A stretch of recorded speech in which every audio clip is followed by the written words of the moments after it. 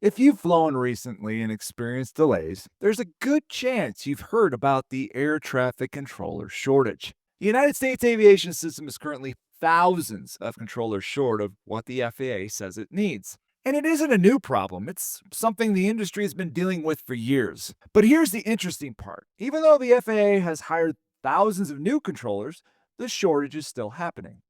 So why?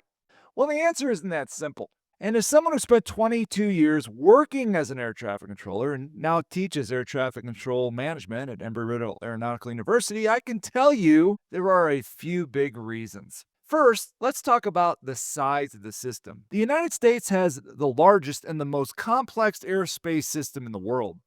Every day, tens of thousands of flights move through nearly 300 air traffic control facilities across the country. This includes the air traffic control towers, which are actually physically located at the airport, and the approach facilities that are normally located in higher metropolitan areas, as well as the en route radar centers that manage aircraft airborne from city to city.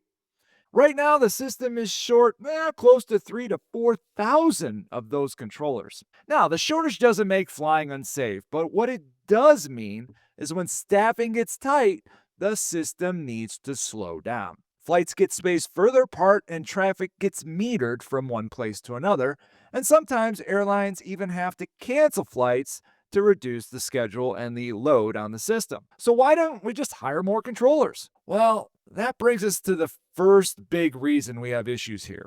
Training takes a long time. Becoming an air traffic controller is something you just don't do in a few months. It's a multi year process. First, applicants go through the hiring process, then an aptitude test, and many are sent to the FAA Academy in Oklahoma City or go to an enhanced college training initiative school where they learn the fundamentals of air traffic control. In fact, Embry-Riddle, as well as some other universities and colleges across the country, are certified to train controllers and go directly to facilities. But that's just the beginning. After the academy or college program, the trainees are assigned to an actual facility, and this is where the real learning happens. Depending on the complexity of the facility, it can take up to 2, maybe even 4 years sometimes before a controller is actually fully certified. So even if the FAA hires thousands of people this year or next year or several years after that, it's still going to be a couple years at least before they are fully productive air traffic controllers. The second reason is something that a lot of people don't realize is that not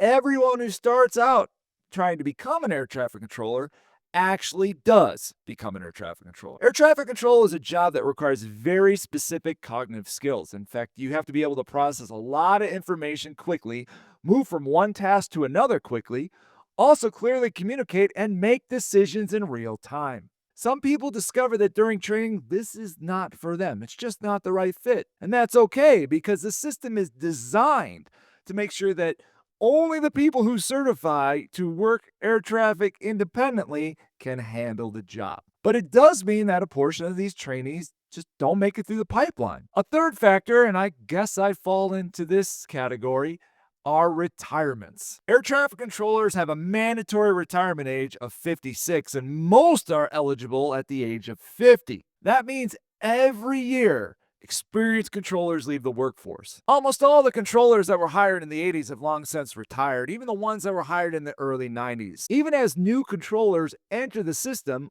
others leave.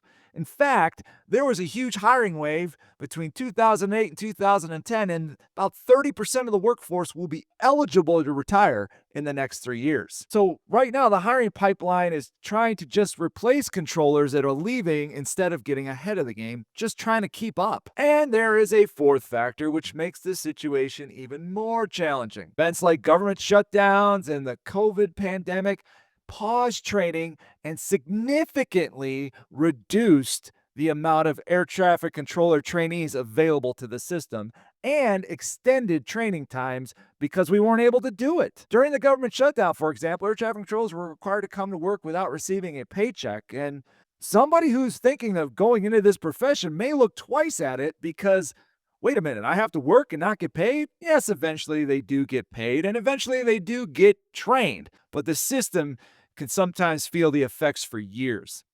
Now, despite all this, it is important to emphasize Once again, the United States aviation system is extremely safe. When staffing levels drop, the FAA controllers and the command center and the airlines, they just adjust traffic accordingly. Aircraft are spaced further apart and slowed down. Safety always comes first, but those adjustments can lead to significant delays and cancellations, which then basically impacts the passenger experience negatively.